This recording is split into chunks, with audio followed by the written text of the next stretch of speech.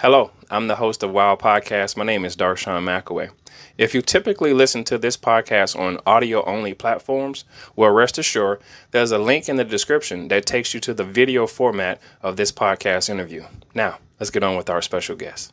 Let's get right into it. Listen, a lot of times what gives me the accreditation, if you will, and the representation. Hello, I'm the host of Wow Podcast. My name is Darshawn. And it's going down like this. Big Red helps me around the house. My dream car happens to be a 13 Tundra. What's yours? Anything else you got to say? Any words of maybe encouragement or words of hope?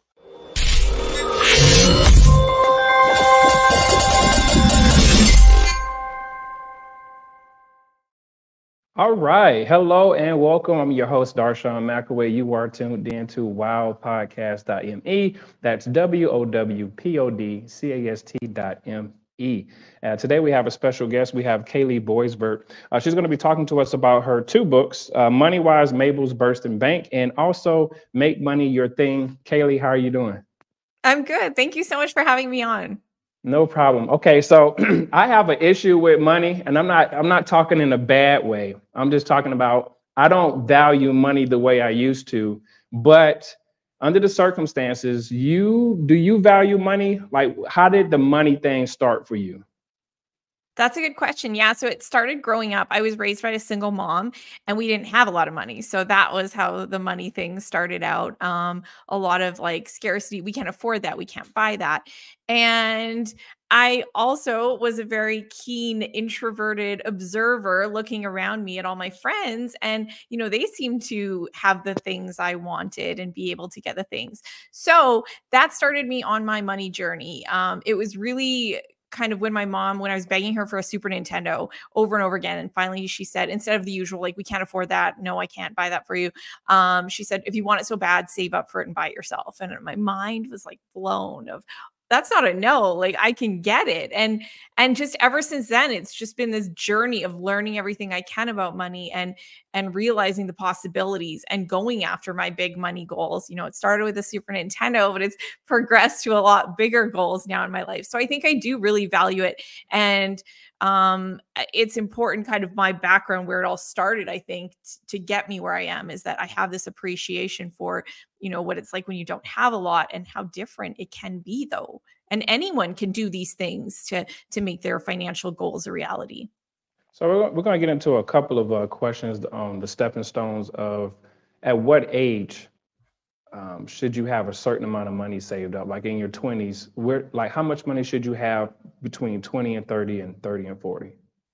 That's a good question. Those are tough. And I think it's the whole comparison thing, because it gets really overwhelming for people if you're not there. Like, I can say for myself, my 20s, I probably had nothing. Like, I enjoyed my, you know, nights out, going with friends to bars and things like that. So, you know, I'm the money person writing the books about money, and that was me in my 20s. Although I wish it was different, and I'm doing everything I can to start educating young people, because there is that pivotal moment where you start earning serious money and you're on your own. You know, can we teach young people to start saving and investing at their 20s and 30s, and how impactful that is? So unfortunately, the 20s were kind of a write-off for me. And I think that's, you know, relatively like has been quite standard across the board for people. So if you can do anything in your 20s, that's huge. We have all sorts of charts where it shows, like, if you start in your 20s putting away something like $150 a month, and like you invested in something like the S&P 500 that's annualizing 9 or 10%, it grows to something like $1 million by the time you're in your 60s. Like, that's huge. Only having to put away a couple $100 a month, versus when you start in your 30s, that number is going to have to be a lot bigger of what you have to put away. And then if you start in your 40s, same thing. So I don't want to give like a range of where people should be, because I think it, you know, it's kind of an issue of like almost shaming ourselves when we're like, oh, I'm not there. Right. And then if we feel like we're not there, then it's just like almost like hands up in the air, give up. So I think but targeting anything is better than nothing. And the sooner, the better. I got you. So let's talk about your children's book, MoneyWise, Mabel's Bursting Bank. How did that pop up?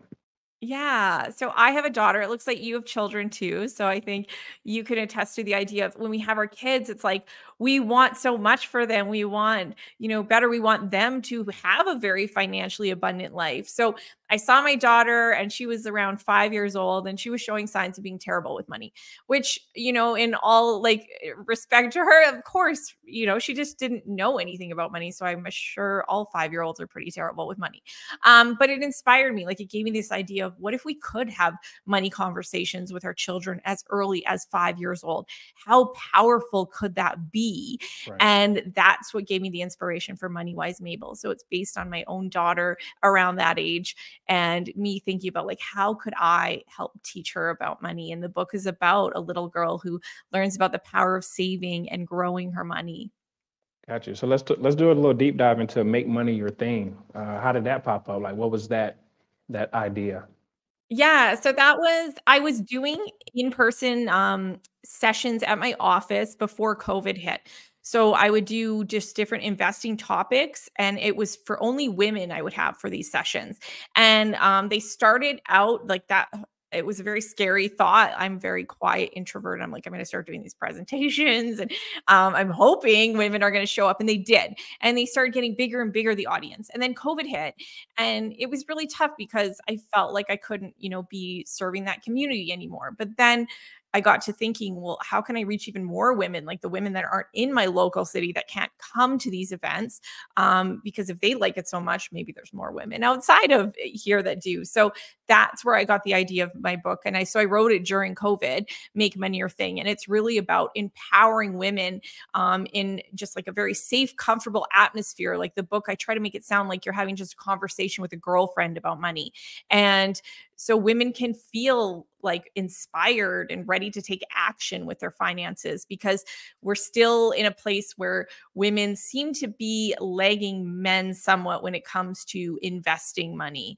And so I wanted to create this space where women can feel really comfortable and like they belong, because I think that was one of the missing pieces that women really needed that. And yeah, so that's what I wrote the book for. Of course, men are allowed to read it too. But I did really want to make sure that women felt like it was speaking to them and their needs.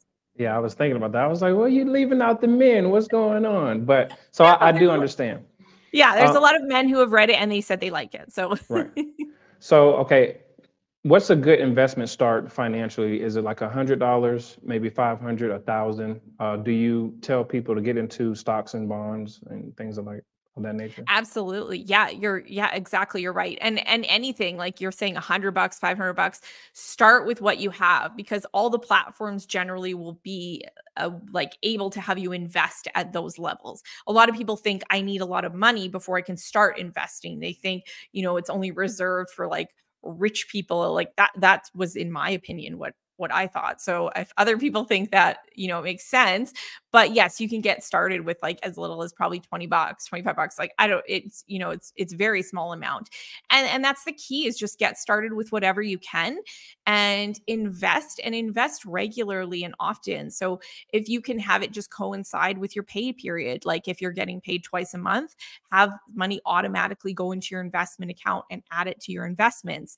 That's a great way to go. And then if you're a young person and your time frame is quite long, then yes, like investing in equities, so stocks. A really easy way to do that is exchange traded funds, so ETFs. It's a basket of holdings. That's a great thing for young people, long-term time horizon. We have a lot of time for it to grow. That's key. For people that are later on in life that don't want as much volatility, that's when you start inserting some things like bonds and fixed income to start kind of lowering some of that risk. Should we still carry cash? I know a lot of people have cars. Should we still carry cash? I think we should, probably for just different reasons though too. I'm all about abundance and energy. So Right. when I think there's something when you're carrying cash, it's almost like you feel like wealthy and rich. And yeah, you got those like abundance vibes flowing. And I think we all need a little bit of that. But I think, in some ways, I mean, probably sometimes soon people aren't even going to be accepting it, but I think it's really good because it puts more of a limit on us, right? We have a limit of, oh, I have this much money. No, I'm not going to buy that because I also want to do this, and that kind of thing.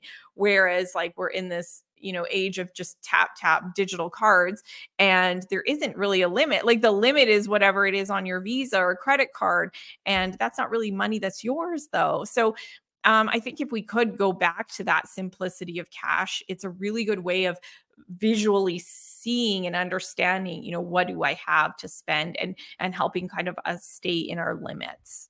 Got you. So when you were writing your children's book, did you want to make it a series or you're just one and done? I wanted to make it a series, but the business side of writing kids' books is terrible. It's like you throw all this money into it and there's not a big return on it because there's a lot of costs involved to printing.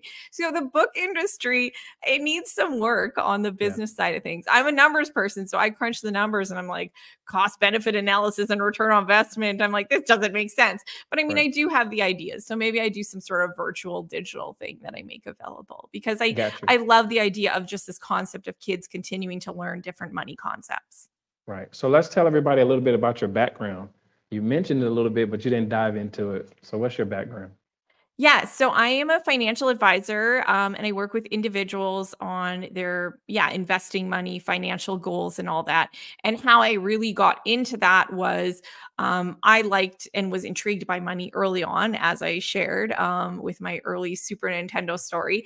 And for me, it was just that as I was figuring out and thinking, like, if I could do this, everyone could. So I wanted to find a way where I could share this with more people, where I could help people like what I saw my mom going through. I didn't want that for anyone else. I didn't want people to have to carry that heavy burden of money stress. So I happened to land in the investment industry right out of university. And it's like, I found my home there. I knew that's exactly where I was meant to be. So I could be doing exactly that, helping people with their finances. Right. So do you have a podcast or a website? I have a website. It's KaleeBoivert.com. My podcast, I had it running and then I stopped it. I had a little guy, so he's a year and a half. So it was like juggling all these things. And I was like, something has to go. Right. So the podcast was put on pause, but I'm trying TikTok out too. I just started a TikTok. I just telling my daughter last night, I'm like, Ivy, I have 14 followers on my TikTok. And she started laughing at me hysterically and said she has more than me. So it's not going well so far, but I mean, it's just the beginning. Right. So let's talk about legacy. What does your legacy look like? And are you on track for it? Oh, that's a big question. I don't know. I think I'm still going. Like I'm still figuring it all out. I would love like just having an impact on people and their financial lives and just everyone. Like I want everyone to know that these things are possible and it's possible for them to, like, speaking as someone who grew up in poverty and we didn't have a lot. And where I am now, I don't think there's anything like special or unique about me that whereas like no one else, other people can replicate it and can do it too. But it's just, it takes some work, it takes some effort, it takes some action steps. And so it's like, I just want to share that with people. And I guess, if I can have an impact on people's financial lives, if I can start impacting like the next younger generation and what's in store for them and setting them up for success, like that would be huge. That's, I think, my big mission. Got you. So I got a big question for you. Is being rich a financial thing or is it a mindset? Yes, it's a mindset, I think. Money is important. And when people say like money doesn't buy happiness, like I would disagree in some ways. Because again, when you see both sides, you're like, wow, when you have money and it's like, easy and you can handle things that come at you versus the days where you're like, if an unplanned bill came at you, it was stressful. And that's the reality for a lot of people. But I think it is a mindset piece because working with people and doing the planning for retirement, things like that, I also see, when people's health gets impacted. And so that throws everything off course. People that pass away before they get time to really enjoy this whole planning, like the financial plan that they had to enjoy their retirement. So I think it's that we have to start living our wealthy lives now, whatever that is, instead of putting it off and saying like, oh, I'm going to be living it up in retirement or when I can have more freedom and flexibility of time or how can you do that now? How can you find ways to incorporate that in your life now? I think is so important. And that's how we live this rich and wealthy life. So money will maybe play a role in it. Yes. But just getting to do those things in the present is so key. And that's what living a rich life is, because we can't guarantee the future. And we don't want to be putting it off all till then. We want to be enjoying and living that life now. Got you. Well, we're talking to Kalee Boivert. She's the financial literacy advocate, author, and business owner. She wrote the book MoneyWise, Mabel, Bursting Bank, and Make Money Your Thing. Kalee, thank you so much for coming through on Wow Podcast. Let everybody know where they can follow you on social media and also your website again. Yeah, so my website is kaleeboivert.com, and that links you to all my social sites as well. So you can find me on Instagram, Facebook, Kalee Boivert as well, and my new TikTok account. So on your TikTok account, are you dancing or what are you doing? Yeah, I should. I posted a video of my little guy running with his like pants down. He was wearing a diaper, but right. That might help the followers. Well, thank you so much for I'll coming figure by. it out. Yeah. Thank you. Thank you so much for having me. Time talking to you. See you. Bye.